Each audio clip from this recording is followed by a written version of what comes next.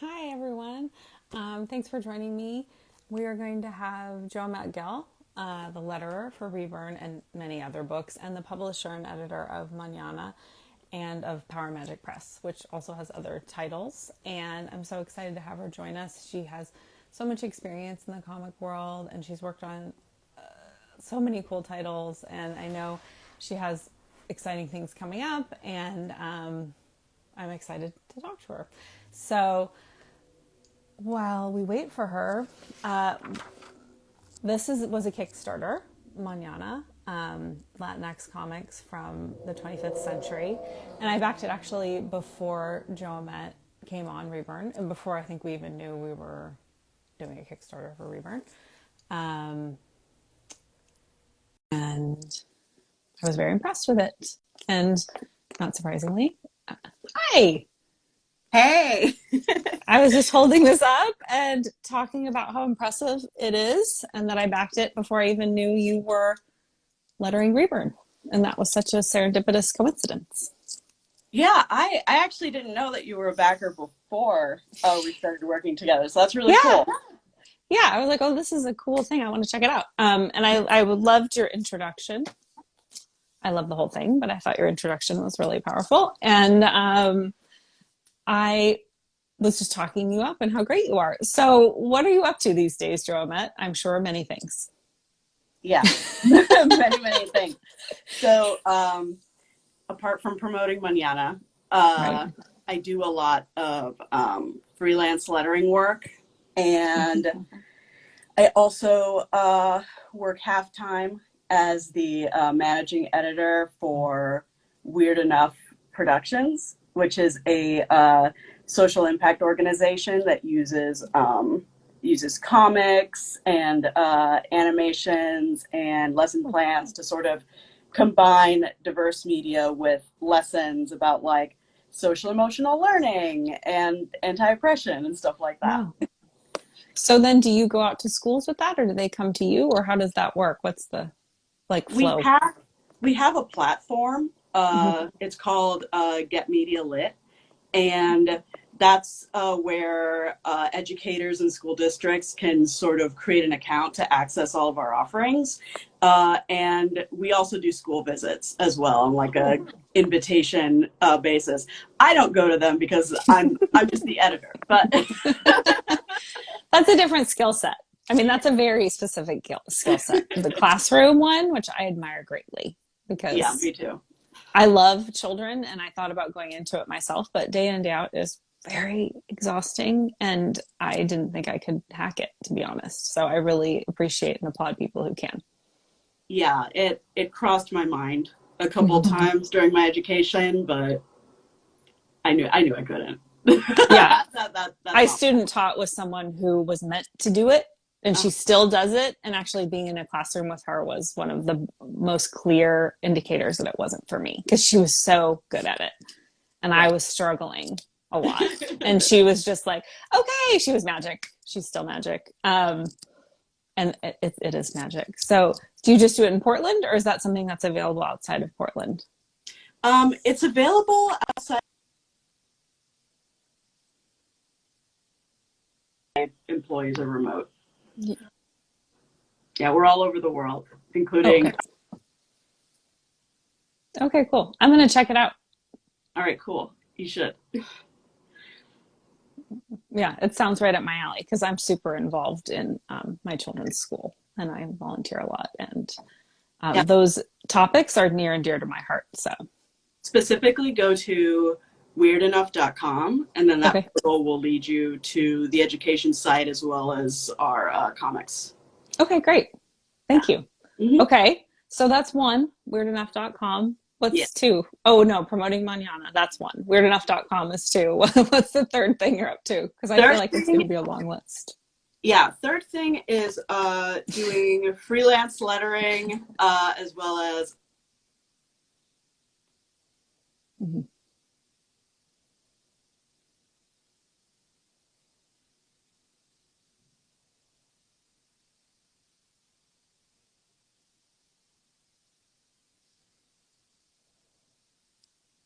Breaking up for me. Am I breaking up for you? You're actually frozen. Are you frozen? Am I frozen for you? It's just doing the little ding thing. I don't know though if the recording will not be that way because it has actually happened to me where I can't see someone and then hi Corey. Oh, she dropped off. I was just about to ask you, Corey, is she frozen for you or just for me? But I'm guessing that she was also frozen for you because she just left. So hopefully she's in a better spot now. I'm gonna accept. Um, hi. I'm back.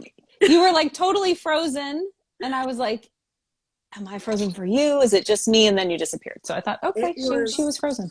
It was like a dream sequence. It dropped out, and then it started playing on like the instant replay of me being frozen, and I'm like, am I like dreaming? Like what's happening? But yeah, I'm back. So I'm editing an image series that hasn't been announced yet, so that's all I can say. That's exciting. Yeah, I'm very excited about it. It's really good. And I'm also lettering for a lot of people. I'm lettering for Page Turner, for Mad Cave Studios, for Dark Horse, probably Nice. someone I'm forgetting. Yes. And don't be offended, whoever you are. No She offense. just has a lot going on. That's so great. I will sing your praises now. You're a really talented letterer, and I always feel like great confidence when I send the script and the colors, like this is going to come back. And Elise and I actually talk about it, that it doesn't feel complete. You know, you feel like, oh yeah, I've been looking at it. I know until the letters show up. It's like, oh, this is the whole thing. This is a real comic. And I'm sure you've heard the analogy of like to film, it's like sound, and people kind of don't pay attention to it unless it's not working. Yeah. And it is that way. Like I'm sure you can speak to it's underappreciated because it's like sound and like special effects in that way, where when it's really good you're not even noticing it. right. And then when it's really bad you're like, wow, this is ruining everything. For sure. Yes. And I think lots of times as a person who started out in indie film and now is making an indie comic, it is something that people are like, oh, is it a big deal? You know, and it's like, no, it's a big deal. Yeah. You gotta care about it. And that was definitely, as a person who like went to film school and everyone's very obsessed with how things look, it was an afterthought at times. So, and my husband was very from the beginning, you have to get a great letterer because he's been a comic book fan. So have I, but he's on another level. And he's like, you have to get a good letterer. So I have Steve Liebert to thank for giving me your name because. Oh, awesome. I'll need to thank Steve. Yeah. Because I just emailed him because Elise and Ruth were in what is I'm totally blanking, the thing he runs that's like the mentorship that I can't think of the name of in Portland. And no, either. It's a helioscope thing, right? He does it. And okay. I'm not what? Oh, I was asking if it's a helioscope. So Elise was like, well, yes. Yeah. Yes, helioscope. And so Elise was like, well, you could just try reaching out to him. You never know. And he was so nice. You know, he got right back to me and he was really helpful. And I mean, he doesn't know me. So I just thought that was really lovely. Oh, yeah. Oh, okay. Yeah, I do remember now that he's the one that you got my name from. Because I think there were a few people you were looking at. Yes. And a few of them had mentorships with Helioscope. Yeah. And but you hadn't. And I was the one that was like, not me, I just live here and letter professionally. Hi. Yeah. I was like, oh, oops. I assumed, you know. But yeah. It worked yes, out. Definitely thank him. I've thanked him, but yeah. That was just such a generous. It's just nice when people are nice. Yeah. He's you know. I've always known him to be a generous soul. He's generous with information and opportunities and all of that. That's lovely. So anything else? I mean, you don't have to have anything else. That seems like more than enough. I mean, I don't want anything else to do. Seriously. You got, because you still have to sleep and have a life. These Yeah, things are very absolutely. important. And Ooh, I guess sometimes, I guess a fun fact. yes. Earlier today, I did I was on air with OPB, which is the Oregon like branch of NPR. Oh, cool.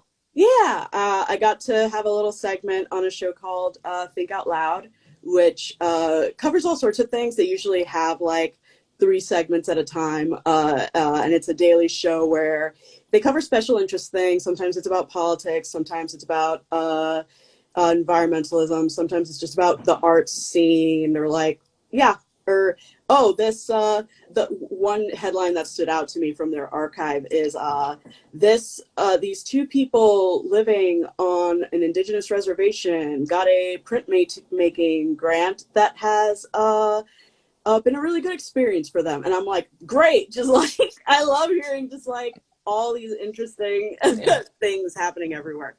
So yeah, Especially, it's nice to hear a positive, like they got a yeah, grant and it's been yeah, good, you know, like, oh, yeah. okay. Something They good deserve happened. all the grants because we're Hear about living on this their cool land. thing. So have the Yeah, grants. yeah, maybe some land So grants, you know. yeah. Yes. I Yeah, because they do the rent thing in Seattle, which I Mm. love, and I wish they did something Tell similar in tell Los me about the Angeles. Seattle rent thing. I don't know about They that. have like an the local tribe they have where you can pay them rent Oh, for the nice. land that you're on. That's Um, perfect. yeah, and I wish that there was something similar in LA, but it's more difficult because they're not federally recognized, which was the whole reason they weren't federally recognized was to make these things more difficult. And so it worked. Uh, Yeah. so Yeah. I think eventually it'll happen, but To it's me, just, you like know, land back is just like people think of it as like this radical yeah, request, but I'm just like, no, seems fine. Like not only is it theirs yeah, anyway, but like I don't know, like there's so much privilege in feeling like this like I feel more entitled or more powerful when I stand on dirt that is owned and managed by the city of Portland, and it's like I no more like own the ground I'm standing on than I would if it were in the ownership and stewardship of indigenous people. Either right. way, like there's just this like identity based entitlement, like, oh, I relate more to the people who run Portland, maybe because you're not indigenous or you haven't been radicalized to think outside of like American identity or whatever. When it's like, well, if you've already consented to paying, who cares who you're paying the rent to? Hmm. Might as well pay the Hmm. rent to the Hmm. rightful owners of the Yes. land.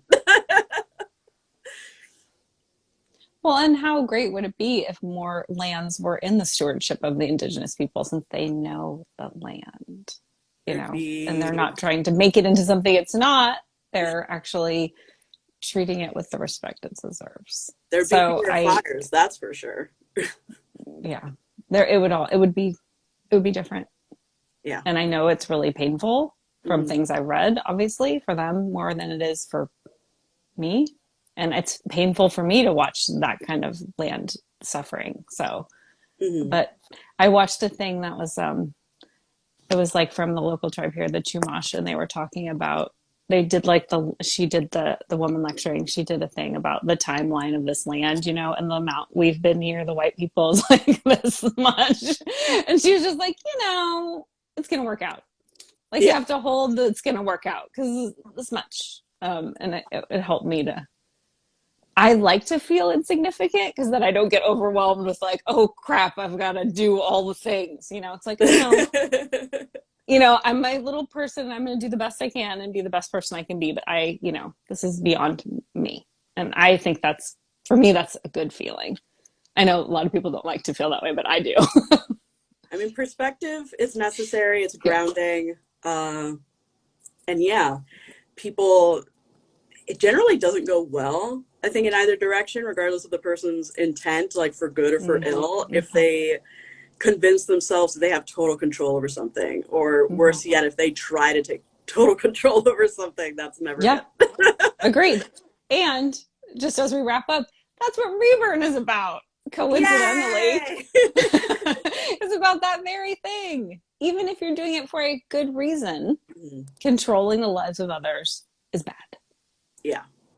I'm even though I'm working on it, I'm also just kind of like in suspense. Ah, like, yes. Oh my God, where I need to know like what this Hope lady's deal is, and like what like we learn a little bit more about like what her deal is in issue 3. But I'm just like, okay, how did y'all pull this off? Who's your big like financial daddy that's like making this possible?